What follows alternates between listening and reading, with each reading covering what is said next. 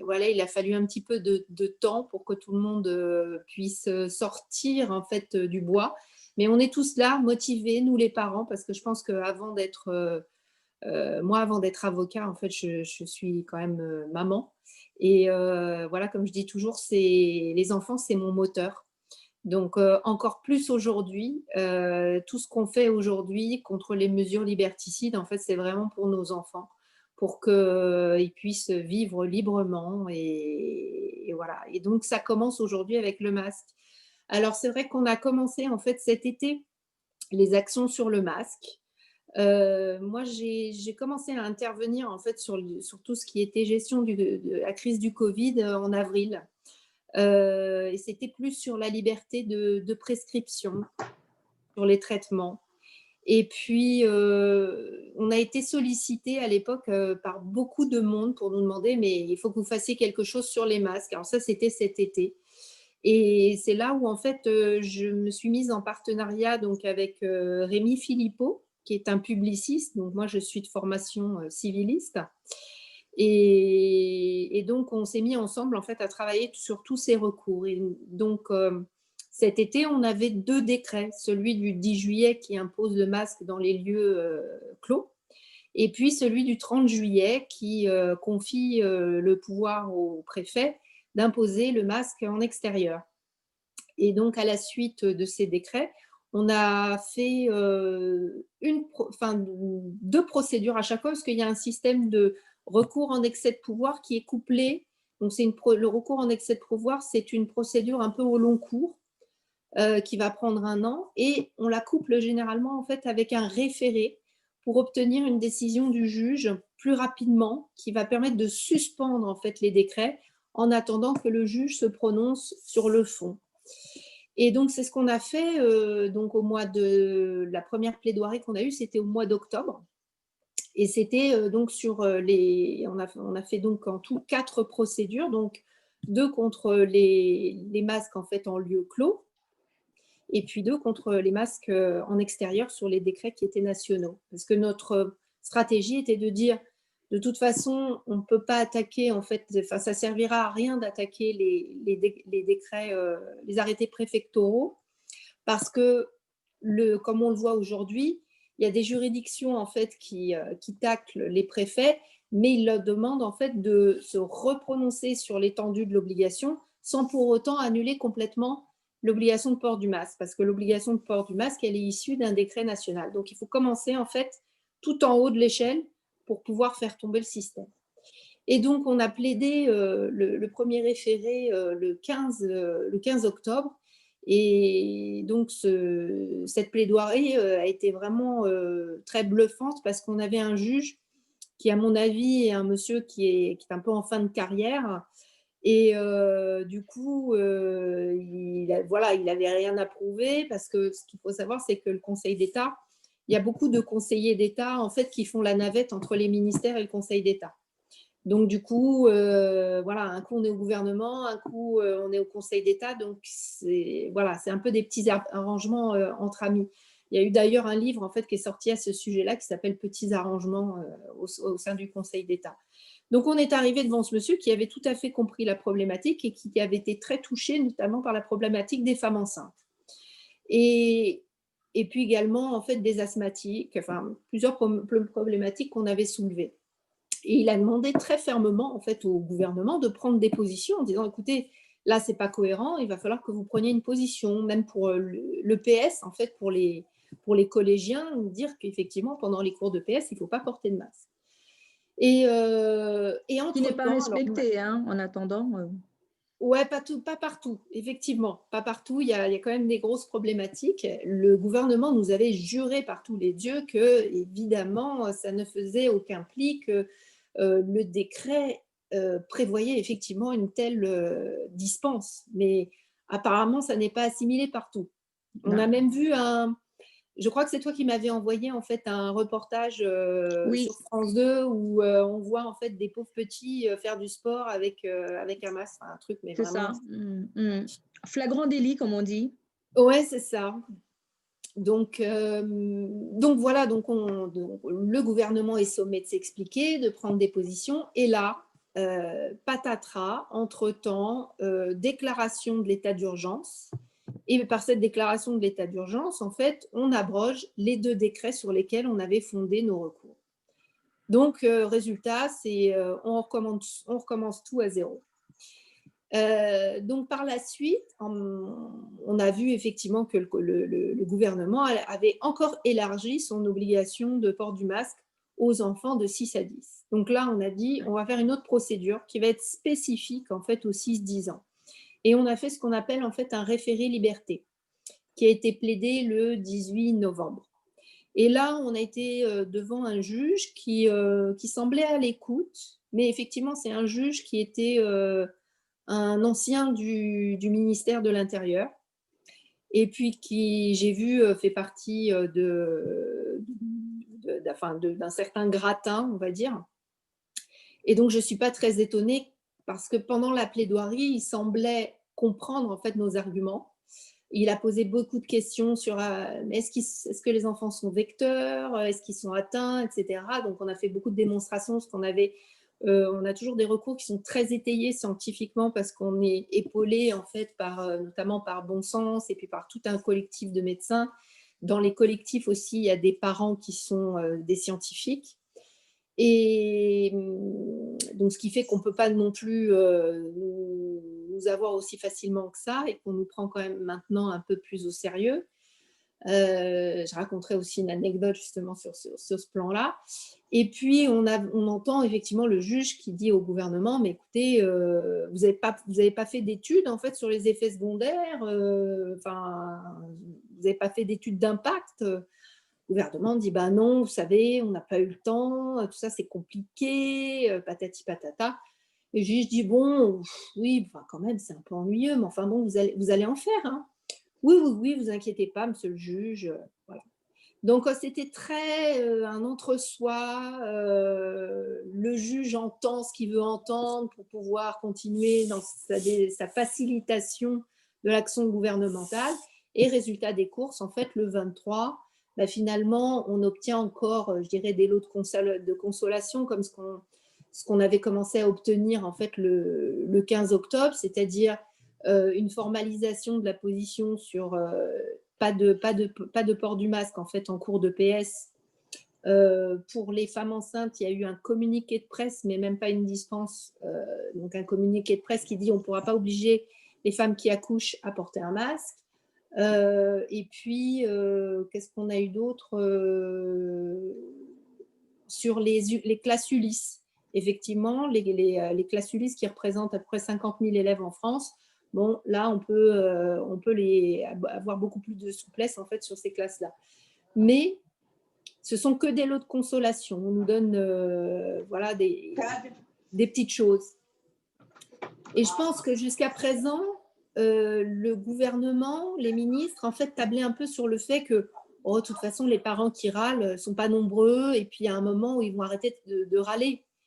Et finalement, aujourd'hui, je vois que les actions qu'on a menées, elles encouragent quand même les gens à se bouger à la fois fortement pour montrer, oui, on est là. Parce que ce qu'on a vu aussi, c'est que sur le premier recours qu'on a fait, on était 832 intervenants, et le juge, en fait, il a dit, 832 quand même, Ah oui, ça fait beaucoup. C'est beaucoup.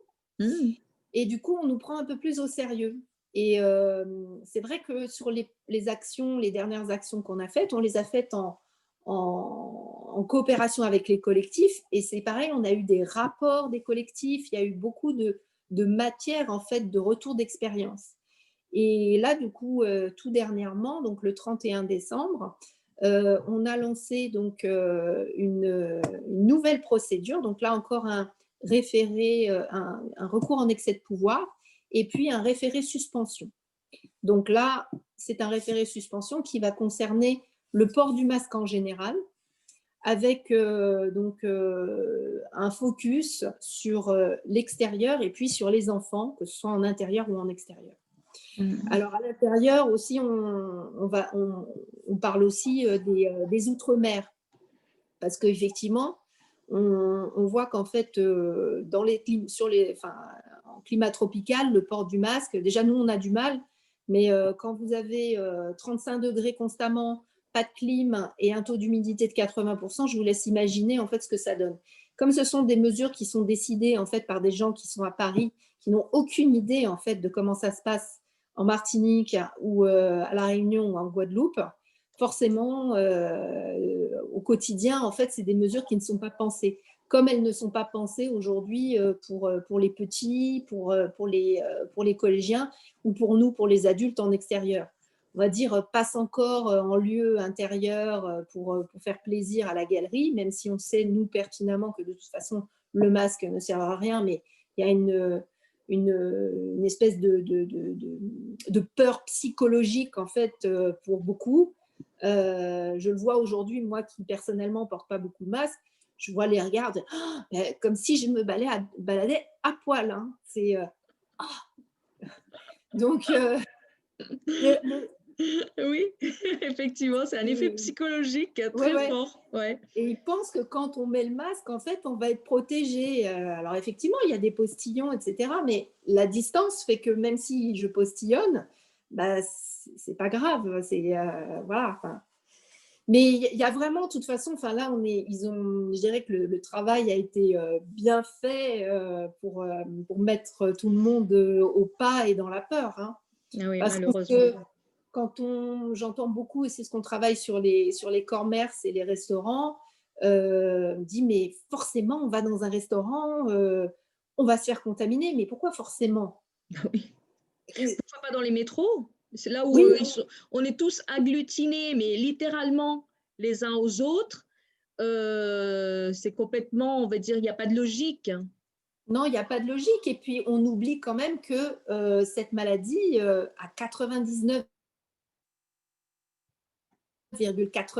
on ne la verra pas. Elle concerne 0,05%. C'est Laurent ça. Toubiana le dit depuis des mois. Voilà. Enfin, et j'ai l'impression que ça, on oublie complètement. Et ce qu'il faut voir, c'est qu'il y a des pays en fait, qui vivent, par exemple, avec le palu. On a plus de chances en fait, de contracter le palu que le Covid. Mm. On Ça. perd toute notion Oui, de relativité. Là, c'est vrai. voilà. Et le simple fait justement de remettre en cause la communication officielle ou on va dire, Ah ben là, ça ne va pas être complotiste. Hein.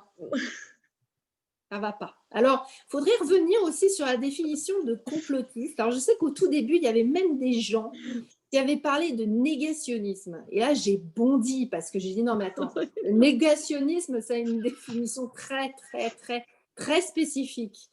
Et même complotiste, en fait. Là, aujourd'hui, de toute façon, tous ceux qui finalement pensent légèrement différemment que la doctrine gouvernementale sont des complotistes. Alors je disais aujourd'hui avec un confrère, en fait, mais il y a le terme rassuriste, parce que justement, à oui, mon avis, il y a des gens qui se sont dit quand même complotiste, ça pose un peu un problème sémantique. Donc ils ont inventé un nouveau super mot, rassuriste, mais moi je dirais plutôt qu'on est réaliste en fait, bah, bassement réaliste, ouais. objectif. Donc voilà, moi je me considère pas du tout comme complotiste. Je sais ce qu'est la définition de complotiste et je ne me considère pas du tout comme complotiste, mais plutôt comme quelqu'un justement qui est vraiment dans la réalité et voilà, tout simplement réaliste. Ouais. Et du coup, les collectifs avec lesquels tu as fait ces référés, c'était ceux de quel secteur, quel coin de France? Alors, je crois que ça couvrait un petit peu. On a travaillé avec le Bas-Rhin, avec du côté du sud-ouest, et puis également de la région de Marseille. Ça couvrait un petit peu tout. Hein. Ouais. J'avoue que j'ai pas forcément fait attention. Je sais que dans le recours, en fait, on a un peu tous les départements, parce que j'ai été chercher à droite à gauche les différents arrêtés, et ça couvre D'accord, pas mal, d'accord. ouais. Oui, Ok.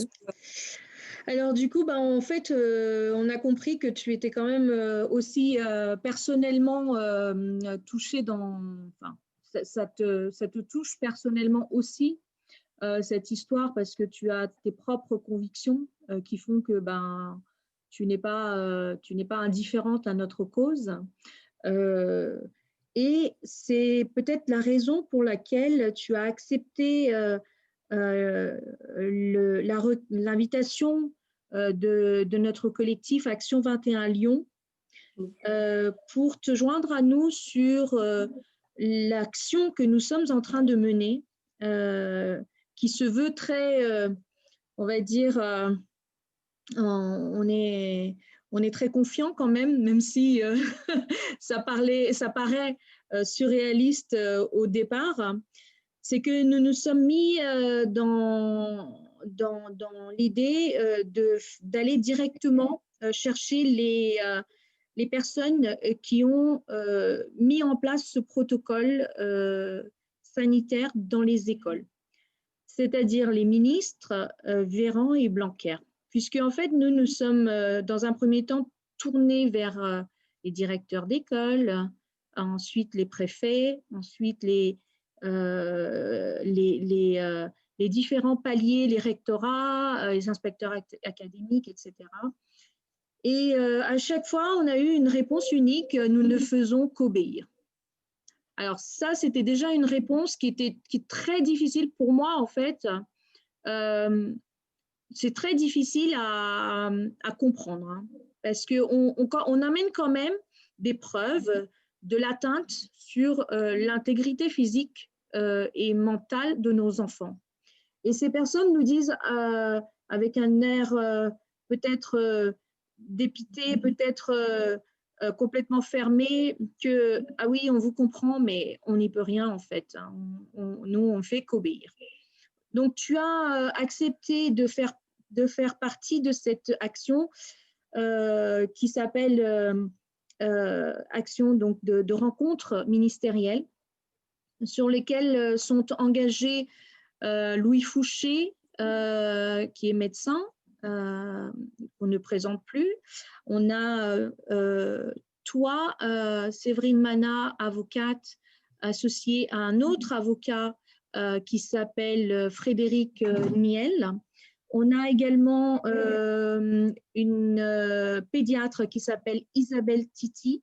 On a une psychologue qui s'appelle Lise Nathanson et donc moi-même en tant que représentante de notre collectif Action 21 Lyon et porte-parole de la revendication de tous ces collectifs et de tous ces parents à travers la France qui demandent l'annulation de ce port du masque à l'école. Donc, qu'est-ce que tu penses déjà de cette initiative, de cette action? Est-ce que pour toi, qu'est-ce que ça peut apporter? Alors, je pense que nous, on a fait quand même beaucoup de choses devant le Conseil d'État. On ne s'est pas arrêté parce qu'on estime que tant qu'en fait, on n'est pas arrivé à nos fins, on doit poursuivre le combat juridique sur tous les fondements qu'on pourra trouver, parce que là, on est sur le fondement administratif des textes. Maintenant, il y a beaucoup de questions qui se posent aussi au niveau des responsabilités pénales, parce qu'en fait, on est en train de faire souffrir les enfants aujourd'hui, clairement, physiquement, psychologiquement. Et donc, il y a déjà des plaintes. Je crois que mon confrère Brouza, en fait, a déjà commencé à faire des plaintes pénales. Donc, tout ça, voilà, on augmente en fait la pression judiciaire.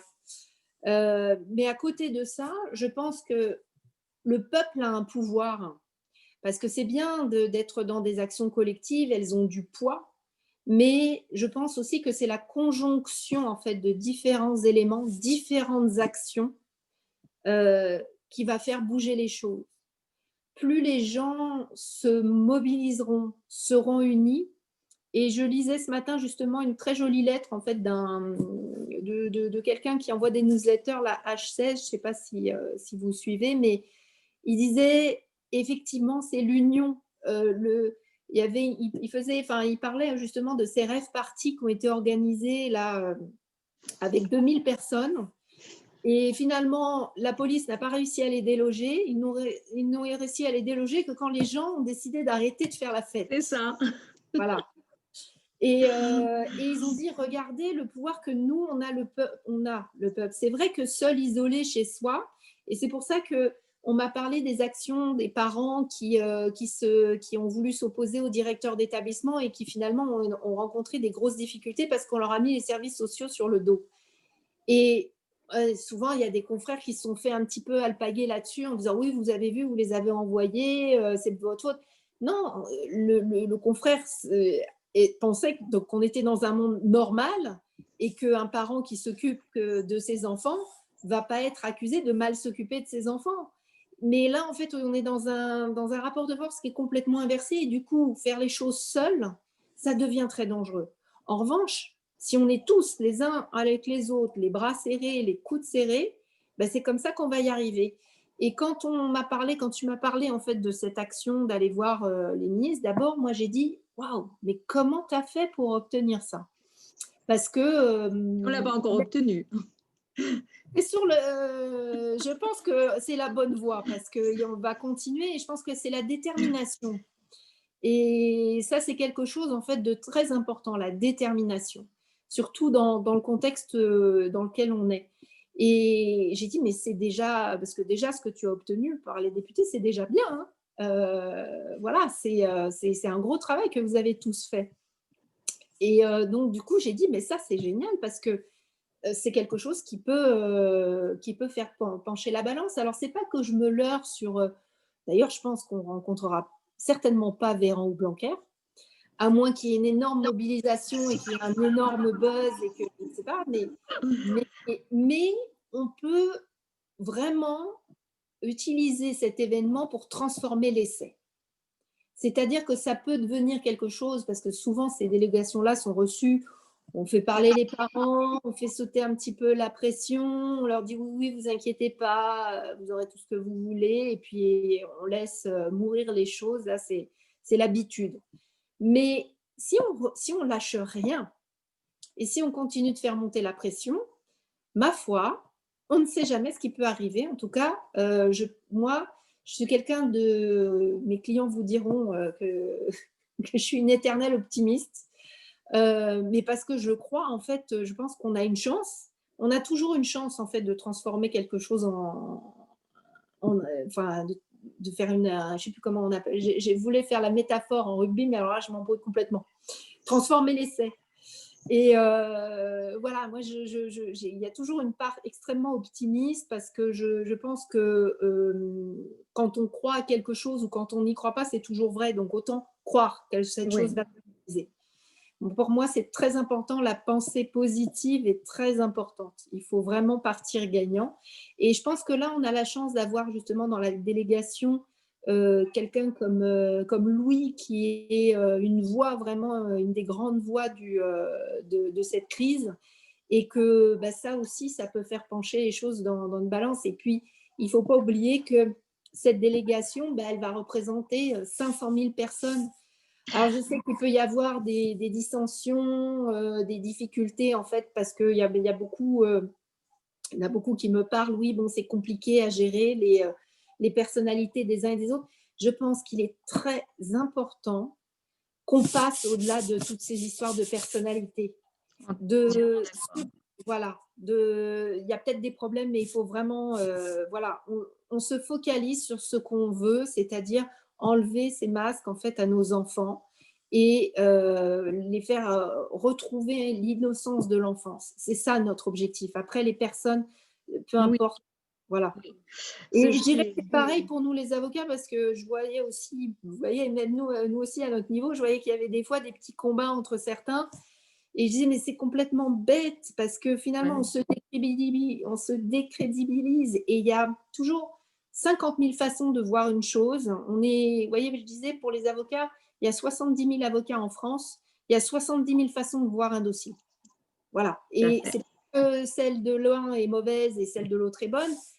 C'est des façons différentes de faire les choses. Et je pense qu'on est dans un moment où on a besoin des 50 000 façons de faire, que tout le monde Exactement. agisse ensemble, quelle que soit son action. On a parlé beaucoup des actions aussi qui ne sont pas juridiques, mais qui sont par exemple des déclarations ANSM, d'écrire en fait aux sociétés savantes. Il y a toutes ces actions de masse pour faire savoir en fait qu'on n'est pas d'accord. Parce que c'est facile pour le gouvernement de dire il n'y a pas de réfractaires si Oui, personne n'écrit. Mais c'est si ça. tout le monde écrit et qu'on réunit les copies de tous ceux qui ont écrit, le jour où ils nous disent, comme ils nous l'ont dit en audience, oh, mais il n'y a pas de réfractaires, il y en a 35 en Auvergne. Non, non, non, il n'y en a pas 35 en Auvergne. Regardez, moi j'ai un paquet comme ça. Ouais, Vous voulez les lire? Oui. Vous voulez pas les lire? Peu importe, ils sont là. ouais. Et ça, ils ne peuvent pas les ignorer. Mm. Voilà, Alors, donc c'est important. oui. Et pour revenir à ce chiffre de 500 000 que nous avons estimé, en fait, hein, il y a à peu près entre 200 et 300 collectifs qui se sont créés, mais alors c'est juste hallucinant, hein, parce que je crois qu'on n'a jamais vu autant de collectifs se créer en si peu de temps. Ça veut dire en l'espace de 6 semaines, quoi. Euh, et, euh, et comment est-ce que on arrive à cette estimation? En fait, on est sur une estimation très basse. C'est-à-dire que dans à peu près chaque école de France, il y a toujours dans l'école, il va y avoir entre allez, 2 à 10, en fonction de la dimension, hein, de l'école, entre 2 à 10 parents qui sont complètement opposés et qui le disent en fait, hein, qui s'expriment et c'est les parents qui portent la parole devant les enseignants, devant les directeurs. Ils disent on n'est pas d'accord, notre enfant souffre. Et puis derrière, il y a au moins, donc on s'est dit ça fait du 10 pour 1, donc 10% de personnes en plus qui sont d'accord, mais qui sont dans la passivité. Ils attendent que les choses se fassent ou alors quelqu'un d'autre le fasse ou alors que ces parents qui sont en train de gueuler, en fait, qu'ils arrivent en fait à faire quelque chose et puis eux, ils seront contents derrière. Mais on a toujours en fait une espèce de nombre de personnes qui sont soit dans l'inaction par la peur, parce qu'il y a une peur qui n'est même pas fondée en fait, hein, il n'y a aucune raison d'avoir peur. Pourquoi est-ce qu'on aurait peur? Parce que on a peur du regard des autres parents, on a peur du qu'en dira-t-on, on a peur de voir son enfant se faire rejeter par son groupe d'amis. Et si on y réfléchit, ce sont des peurs qui sont sur la règle de la gravité qui sont beaucoup, beaucoup moins importantes que l'intégrité physique, la santé de l'enfant, en fait, la santé mentale ou la santé tout court de l'enfant. Et donc, il y a cette peur qui a pas vraiment de fondement et que l'on ressent. Et donc, en partant de ce constat, donc on a fait ce recensement de tous les collectifs et on est arrivé, donc chaque semaine, on enregistre à peu près 5 ou 6 collectifs de plus. Et donc, on a notre liste qui est toujours en retard, en fait, par rapport à la réalité. Donc, il y a entre, oui, un demi-million de parents jusqu'à… et en plus, oui, il faut dire aussi que ça augmente. Le nombre augmente au fur et à mesure que le temps passe. Parce que petit à petit, les parents même qui ne s'exprimaient pas trop, ils voient que leur enfant est en train de déprimer ou qu'il est en train d'être mal à l'école, d'avoir peut-être des maux de tête qui vont être beaucoup plus réguliers, peut-être des migraines, peut-être des éruptions cutanées comme on les voit, des brûlures, des allergies, mais plein de choses en fait. Et puis ces parents-là, au fur et à mesure, ils se disent non, en fait, on ne peut pas accepter. Donc le nombre va en grandissant et la mobilisation va en grandissant. Et ça, c'est un véritable espoir pour nous.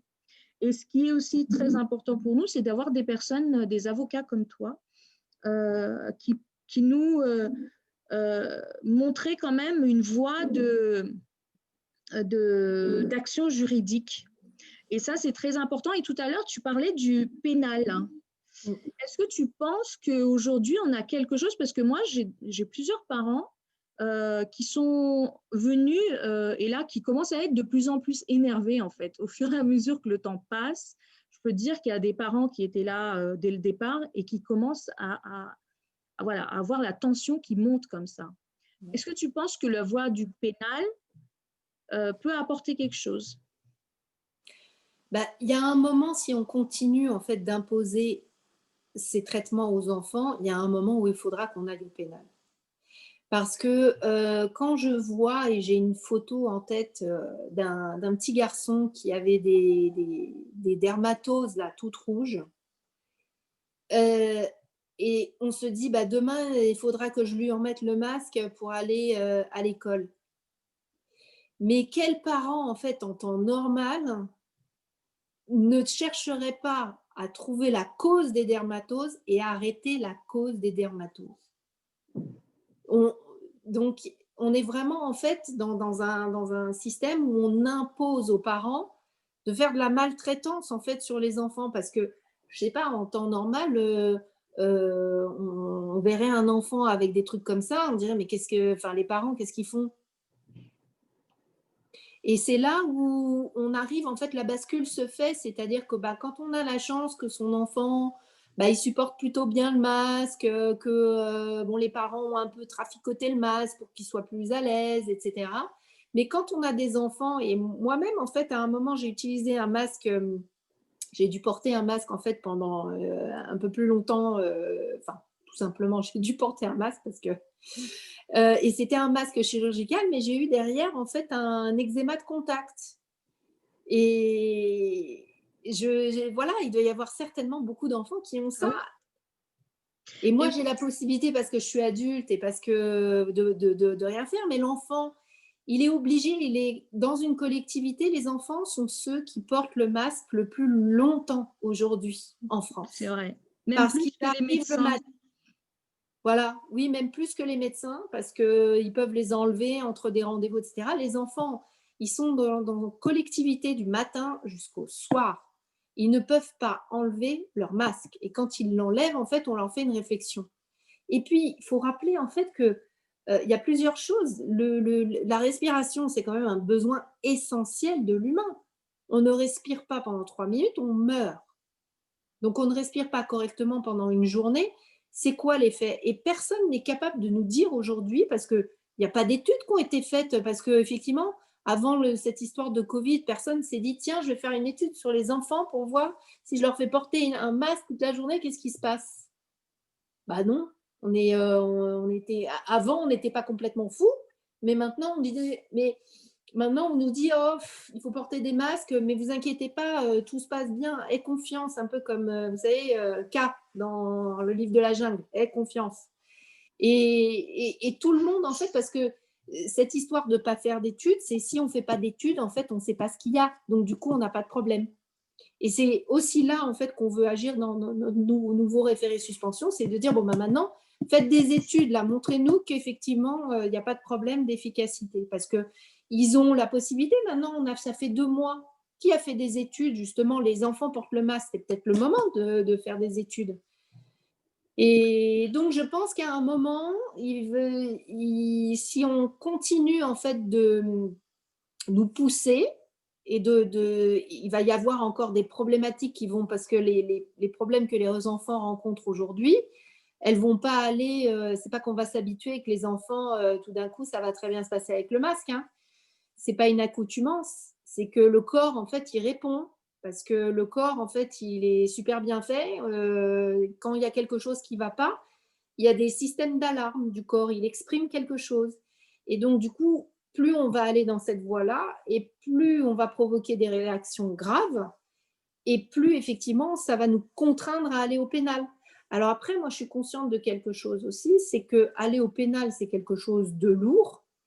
Euh, il va falloir en fait qu'on soit nombreux, qu'on se serre les coudes, qu'on soit unis, comme je disais tout à l'heure, parce que on peut comme dans un art martial, voilà, on apprend à faire certaines choses et pour utiliser la force, en fait, là, il faut utiliser la force de tout le monde. On ne va pas envoyer quelqu'un au pilori tout seul parce que sinon, on va ça va être le martyr et l'idée de nos actions collectives qui se rapprochent, en fait, des collectifs, c'est de plus avoir, en fait, une personne qui soit devant, mais d'avoir un collectif de personnes qui sont unies et pour moi, c'est ça la voie, en fait. D'accord. Voilà. Donc, tu proposes au collectif de porter une plainte au pénal? Non, les collectifs, en fait, n'ont pas de personnalité juridique, ils ne peuvent pas le faire. Donc, il faudrait des associations. Mais je pense qu'à côté de ça, il y aura effectivement des personnes physiques qui porteront, mais il ne faut pas qu'elles soient seules. Donc, il faut qu'on arrive en fait à avoir un groupe de personnes, comme on a eu les 832 personnes. Quand on a un groupe de 832, finalement, il y a un peu un anonymat qui se fait autour de ces 832. Même si en fait ça va être des dossiers individuels, malgré tout, il y a cette masse. C'est-à-dire que je fais un peu le parallèle avec la gorgone. On coupe une tête, en fait, il y en a une autre qui repousse. Quand on est un gros collectif comme ça, même si on veut faire une plainte pénale, c'est quelque chose qui est différent quand on est nombreux. Et D'accord. voilà. Alors en fait, on parle des masques, mais moi, il y a donc au niveau de nos collectifs, on a des parents qui font remonter des photos de petits qui ont des mains brûlées par les gels hydroalcooliques, des lavages extrêmement fréquents. Il faut savoir que dans les écoles élémentaires, il n'y a jamais ou pratiquement jamais d'eau chaude dans les écoles, c'est que de l'eau froide. Et du coup, en hiver, donc c'est là où on a compris en fait à quel point c'était nocif, parce qu'en été, à la limite, ça passait. Mais les petits ont commencé à développer des gerçures de plus en plus profondes, des entailles au niveau des mains, et puis accompagné de l'application des gels hydroalcooliques, ça s'est transformé en des brûlures extrêmement graves. Les enfants sont aussi un peu léthargiques parce qu'on suppose, parce que pareil, il n'y a jamais eu d'études, que l'alcool des gels hydroalcooliques doit passer quelque part dans le sang. Et les enfants sont un petit peu comme ça, dans un état, et je parle surtout des petits, les 6 ans, les 7 ans, les petits, quoi. On les trouve voilà, un peu comme ça dans les vapes. Et ça, j'en parlais l'autre jour justement avec un médecin et c'est quand même très grave en fait. Hein. Et on se fonde sur la non-étude, que ce n'ait pas été étudié pour dire que tout va bien en fait. Alors, nous, on a justement dans le recours là qu'on est en train de faire, on a ajouté une partie sur les problématiques dermatologiques liées au gel hydroalcoolique. Et on a fait une demande qu'effectivement, pour les 6-10 ans, le gel hydroalcoolique soit interdit dans les écoles et qu'on privilégie le savon et l'eau. Parce qu'effectivement, en fait, ils en font un usage complètement abusif. Alors, quand tu parles en fait de l'effet du gel hydroalcoolique, effectivement, le gel hydroalcoolique comprend de l'alcool. Et j'ai une personne qui m'a appelée et qui m'a dit, écoutez, maître, moi, je suis dans une clinique de désintoxication parce que je suis un alcoolique. Et on me demande de me laver les mains 8 fois par jour à l'alcool. Et il me disait que dans cette clinique, du coup, ils ont 30% en fait de moins dans le résultat parce qu'effectivement, en fait, il y a le contact en fait ne permet pas une bonne désintoxication. Encore une fois, c'est une mesure qui n'a pas été réfléchie en fait au contact de la réalité. Alors qu'en plus, on peut faire du gel à partir d'autres. Oui, des huiles Voilà, essentielles qui peuvent voilà. être faites et qui ont une très bonne, un très bon résultat antiviral, antifongique. Mais encore une fois, hein, dès que ça sort de la doxa officielle, tout de suite, c'est que c'est pas scientifique, c'est pas vérifiable, ça n'a pas Et puis, d'intérêt. alors même au-delà de cette histoire de doxa, il y a aussi une histoire, la réponse est oh, c'est trop compliqué. Voilà. c'est trop compliqué. Donc, en fait, on s'en fiche, on nivelle par le bas. C'est un peu comme ce qu'on avait proposé, en fait, la pause. Hein. Je pense que vous savez, en fait, en Allemagne, il y a eu une décision du tribunal de Berlin qui imposait, en fait, une pause, ce qu'on appelle la pause respiration. Toutes les 2 heures, en fait, ils doivent permettre aux gens, en fait, d'avoir 30 minutes de pause pour respirer librement. Et donc, on avait demandé ça, on avait dit au Conseil d'État, bah, écoutez, vous ne pouvez pas instaurer ça. Puis alors, le représentant de l'éducation nationale, il dit, non, mais vous ne vous rendez pas compte, c'est trop compliqué à organiser.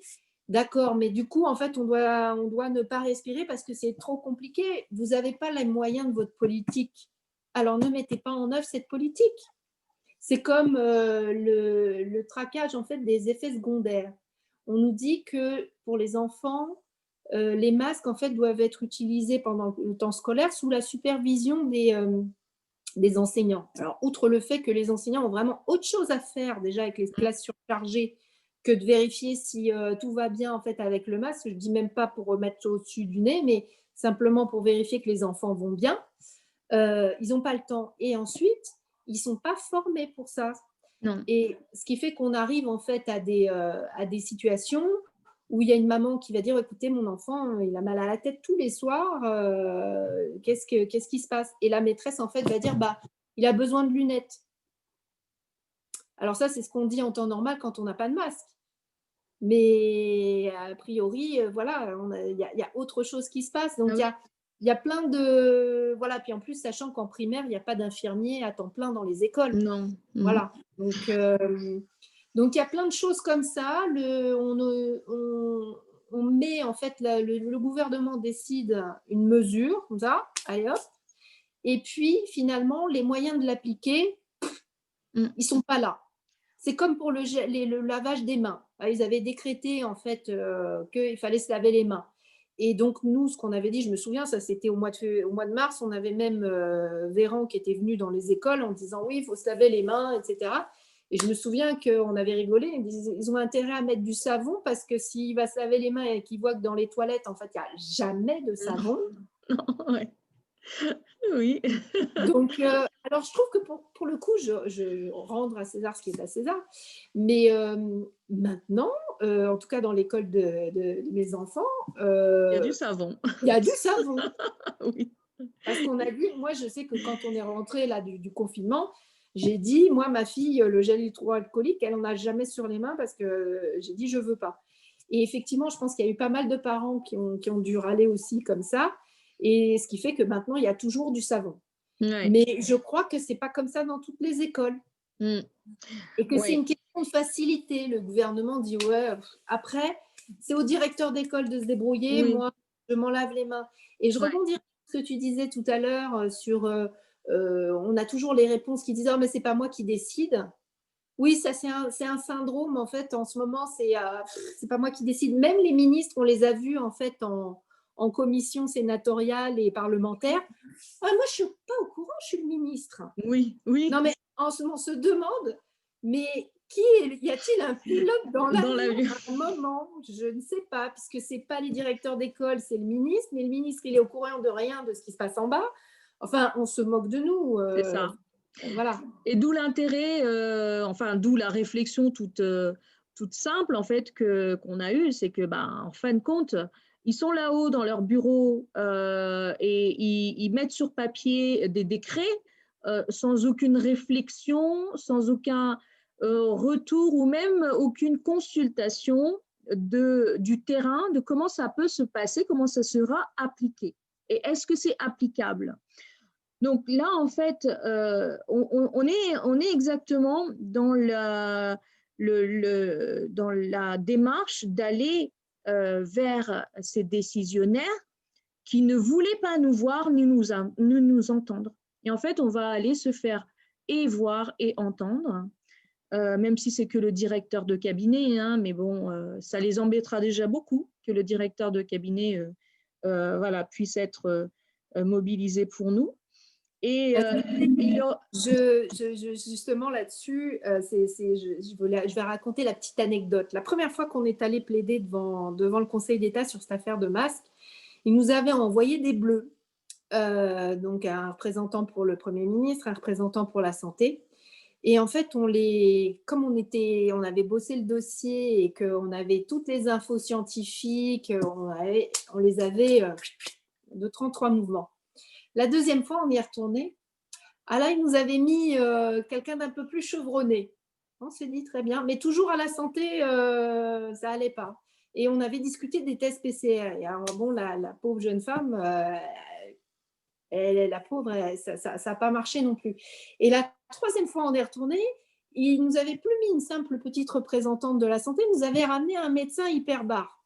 Alors on a un peu rigolé, mais bon, qui nous avait dit justement, je dis, on lui avait tout expliqué avec les études, oui, hypoxie, hypercapnie.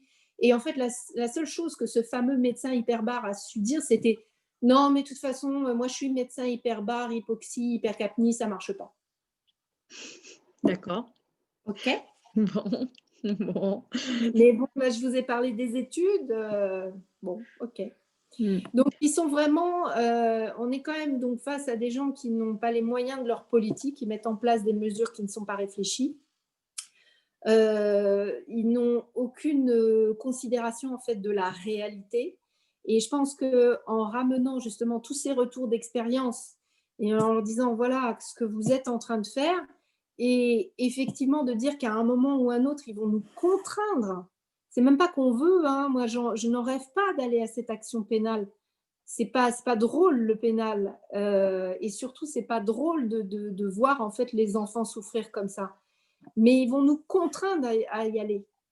Et ce qu'ils n'ont pas encore compris, c'est que si on n'obtient pas ce qu'on veut, on ira tous, et plus en fait on traîne dans cette parce que voilà, ce qu'on demande, c'est le retrait du masque, de la dispense de masque pour les enfants. Et si on traîne en fait encore là-dessus, il va y avoir encore plus de monde qui va se greffer à tout ça, parce que le temps aujourd'hui joue pour nous, pas pour nos enfants, mais il joue pour nous dans cet esprit de créer une communauté. C'est Voilà. ça, c'est ça.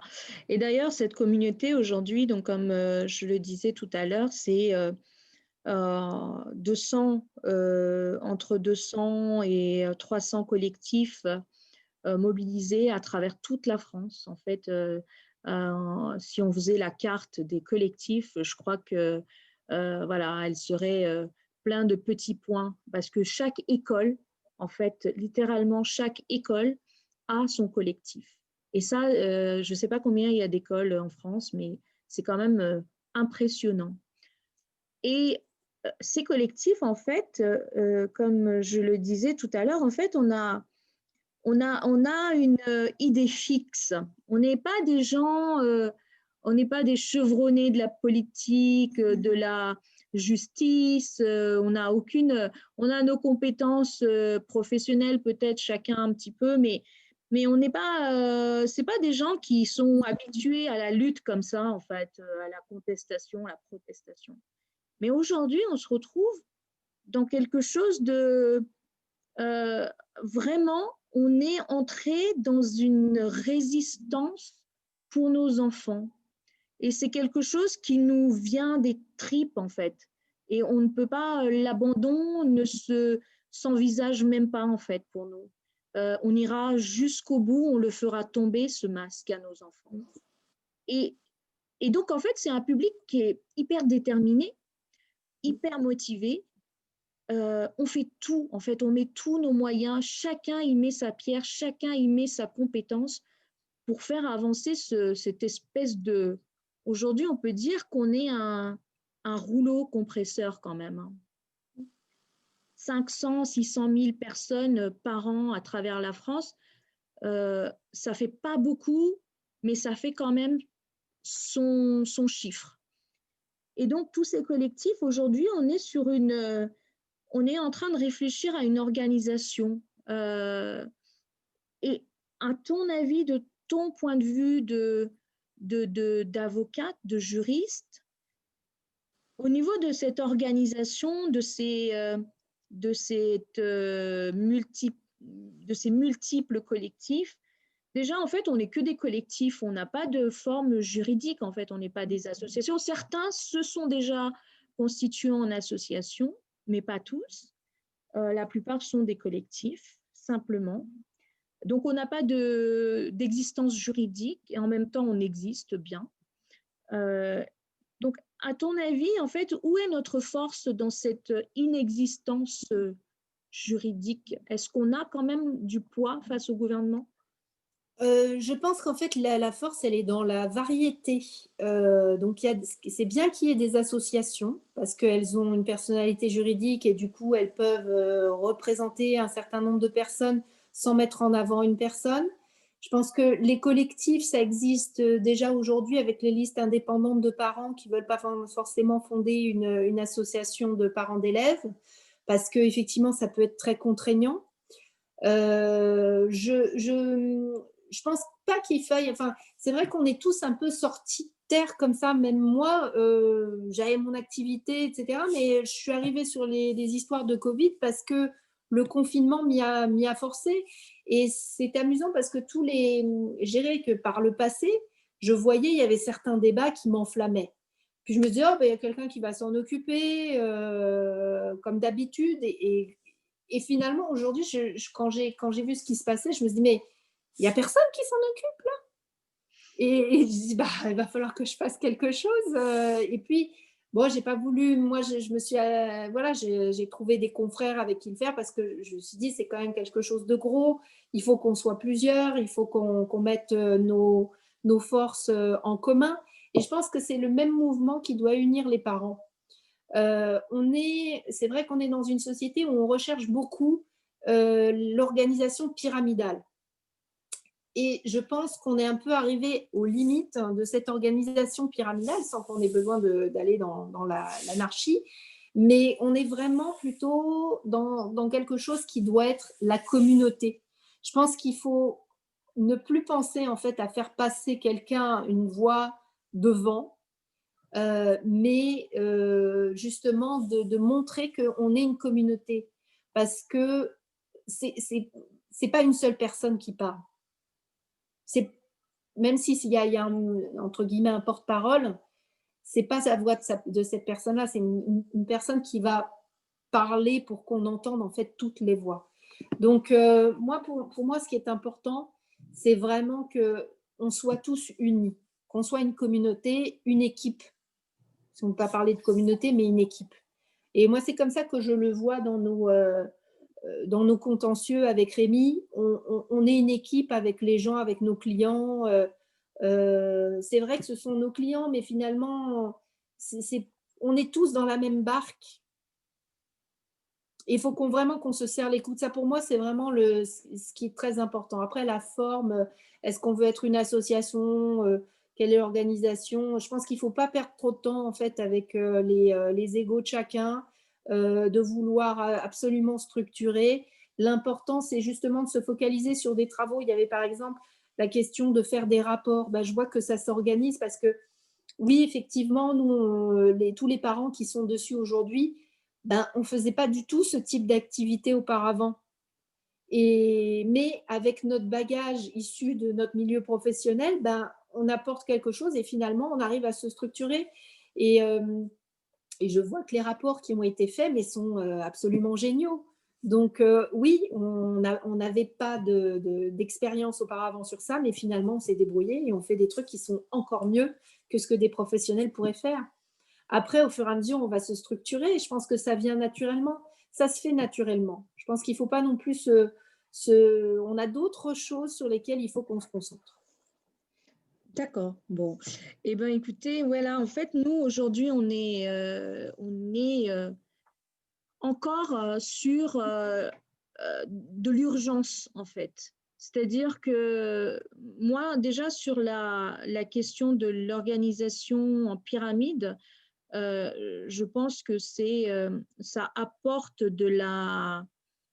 En fait, c'est une organisation qui a fait, comme tu le disais, c'est son temps, en fait. Il faut changer de cette vision des choses.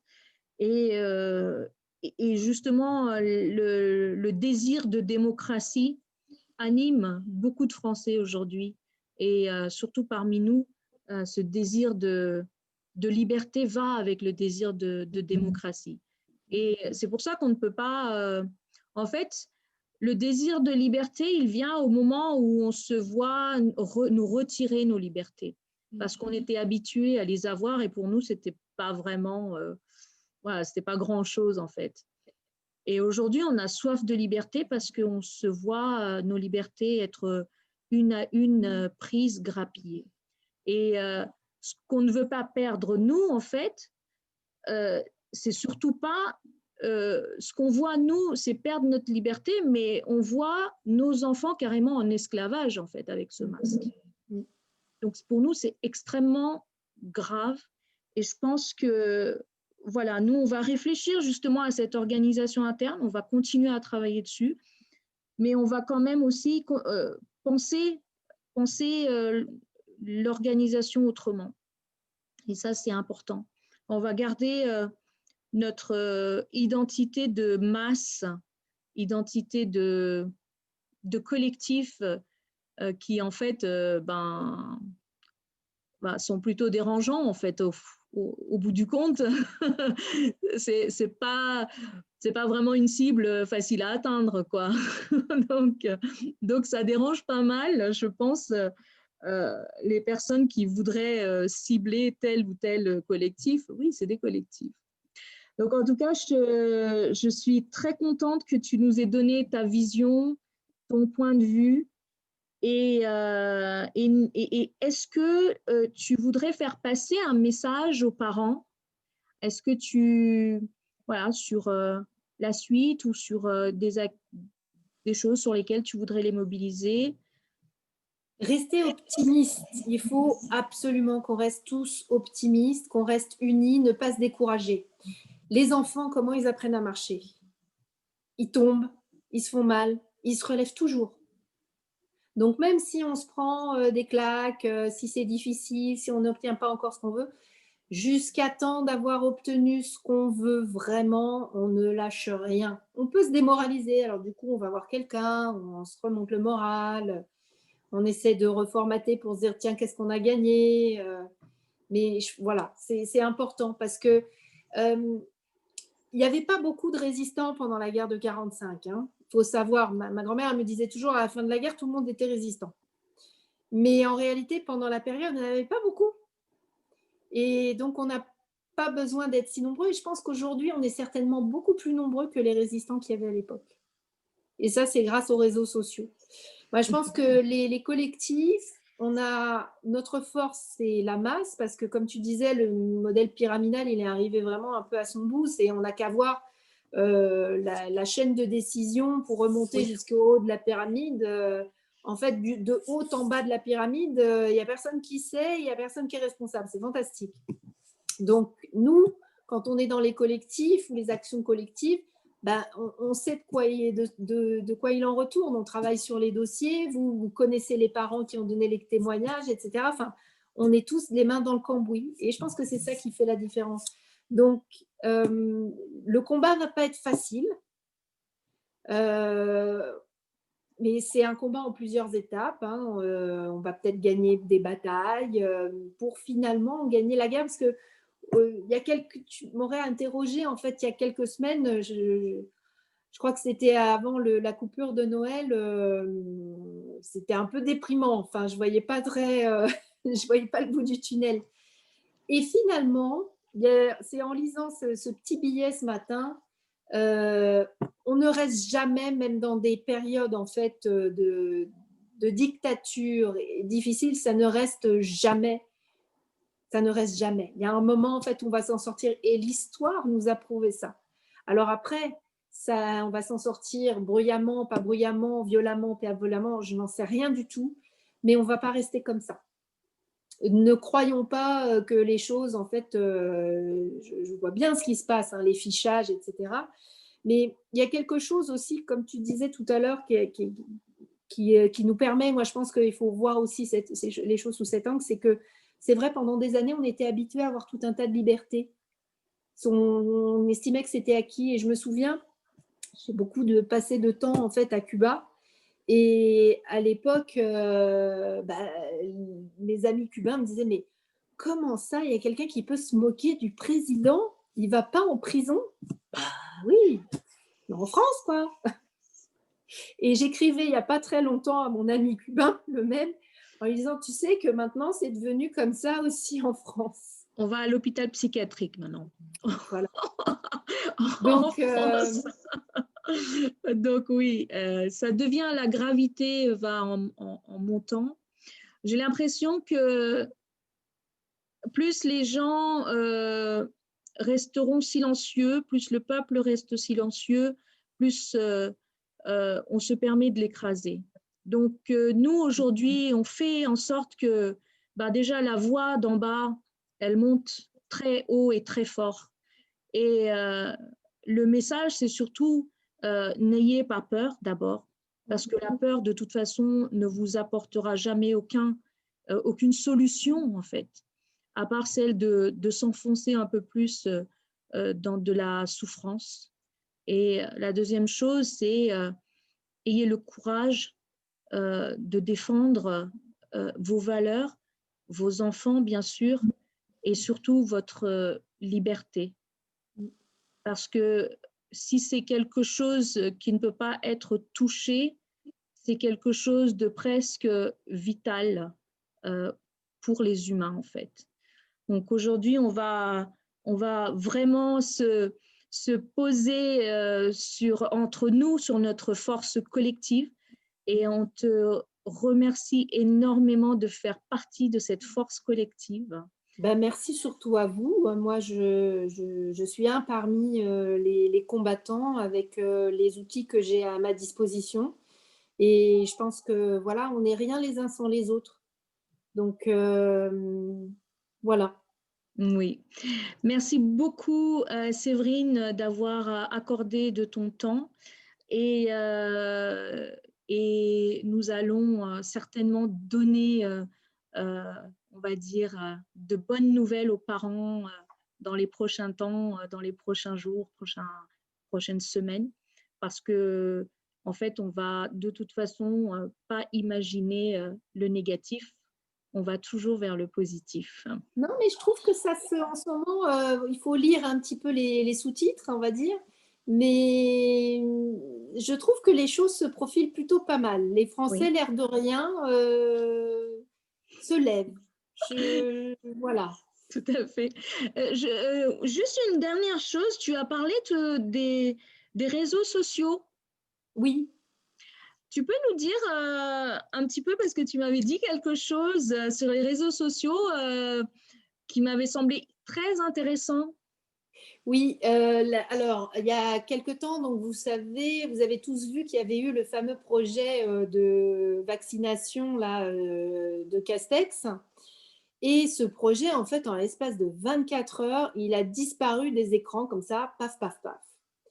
Et à l'époque, je me suis dit, mais c'est quand même assez étrange, quoi, parce qu'il n'y avait même pas eu le temps d'une mobilisation, d'une manifestation, parce que c'était le coup de la vaccination obligatoire à l'envers.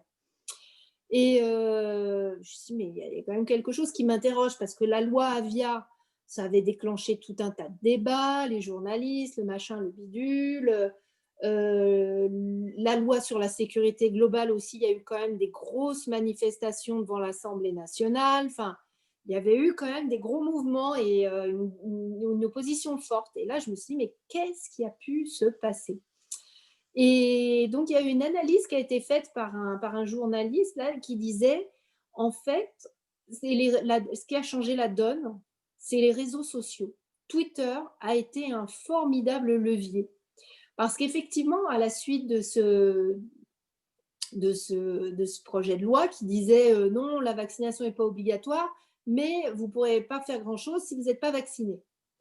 Et donc, du coup, tout a été par rapport au discours de Macron, ça a été repris, qui disait bah oui, c'est pas obligatoire, mais ce qu'il avait oublié de dire, c'était les notes de bas de page.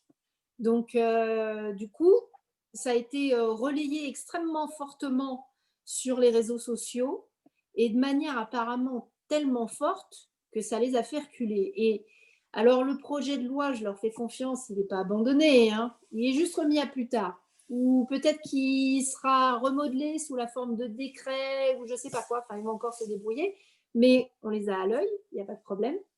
Mais en tout cas, ce qu'il faut savoir, c'est que ce levier de Twitter, il a quelque chose de très fort. Et je pense que c'est pour ça qu'il y a autant de censure et qu'il y a autant de pression sur certains lanceurs d'alerte, parce que dernièrement, il y a eu des pressions qui ont été faites sur certains lanceurs d'alerte qui, donc, du coup, ont viré de bord.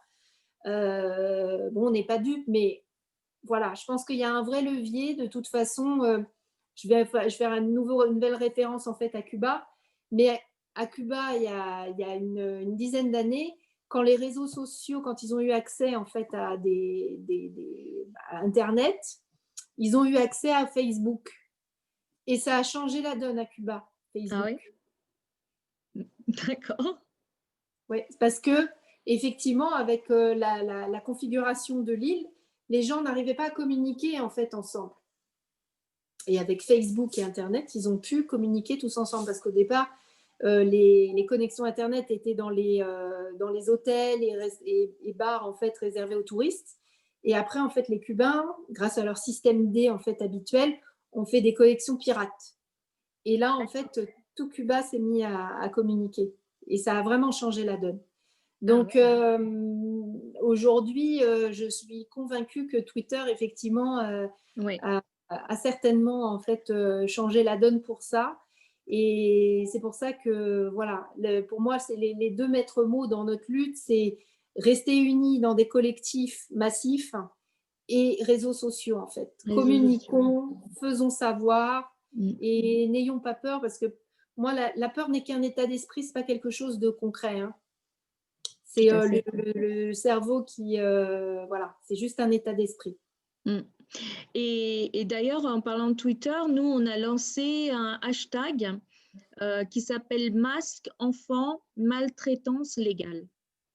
Et donc, on essaye vraiment de faire tweeter au maximum les parents avec ce hashtag pour que voilà, on arrive à avoir de la visibilité sur ce réseau où justement on a tous les médias qui sont présents, les personnalités publiques, les artistes également, les artistes grands absents quand même hein, sur le. Bah, il y a, si, il y a comment elle s'appelle, Audrey Courrèges, Oui, oui, hein, qui n'est pas, voilà, qui est une toute nouvelle artiste et ouais. qui a du coup liberté de parole encore. Mais c'est dommage quand même que voilà, des grandes figures de la chanson ou du cinéma ou qui soient comme ça, on dirait que ils vivent pas sur la même France dans la même France que nous, quoi, en fait. Hein, ça les concerne pas, donc voilà. Donc ça, je pense qu'ils le paieront sur leurs audiences parce que les Français quand même le remarquent bien. Donc, Alors, je pense que ça pourrait être un petit objectif parce qu'il y a quelqu'un qui me disait ça sur je ne sais plus quel thème. En fait, ils avaient réussi à récupérer je ne sais trop quelle star de la télé-réalité qui a un nombre de followers en fait absolument hallucinant et qui du coup en fait avait réussi à faire passer un message. Donc, c'est peut-être un objectif pour ceux qui ont peut-être des connexions ou je ne sais pas, d'aller convaincre une de ces personnes-là de faire suivre en fait les messages. oui. Mais ça va venir, ça va venir, ça va venir. On essaye, on essaye. En tout cas, merci encore, Séverine. Je te souhaite une très bonne fin de soirée. Et puis, je te remercie au nom de tout notre collectif Action 21 Lyon. Et Merci à vous. à très bientôt, Et Séverine. bravo encore à tous les collectifs pour la motivation et puis pour ce que vous avez accompli parce que voilà, là où on en est, là, c'est super bien. C'est vrai. Et on va se serrer les coudes et on va réussir à mener notre bataille vers la victoire pour nos enfants. Voilà. Merci Séverine. Ben merci. À très bientôt. À bientôt. Au revoir. Au revoir.